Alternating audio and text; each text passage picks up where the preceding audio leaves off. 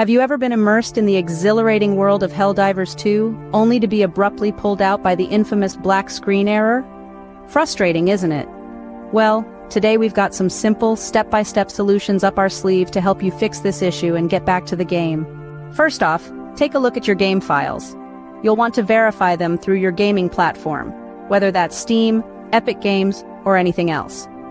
Corrupted or missing files can often be the culprits behind this black screen issue. Next, turn your attention to your graphics drivers. Keeping them up to date is essential for smooth gaming. Outdated drivers can lead to compatibility issues, and yes, you guessed it, that includes the dreaded black screen error. Now don't get scared off by this next step. You'll need to edit your config file. It may sound a bit daunting, but it's actually a simple process. Locate the Helldivers 2 config file, and there, enable the full screen mode. Be sure to follow the instructions to the letter, to avoid making any unwanted changes. Once you've enabled full screen mode, save your changes and give the game a restart. If the problem persists, it's time to adjust your display settings.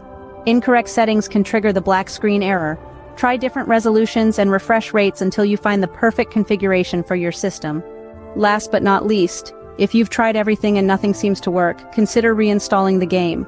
Yes, it's a bit drastic, but it can help resolve any lingering issues with corrupted files or installation errors. So, to recap, verify your game files, update your graphics drivers, edit your config file, adjust your display settings, and, as a last resort, reinstall the game. By following these steps, you should be able to say goodbye to the black screen error in Helldivers 2 for good. Thanks for tuning in to our troubleshooting guide. If you found this video helpful, show us some love by liking, sharing, and subscribing for more gaming content and tips. Until next time, happy gaming!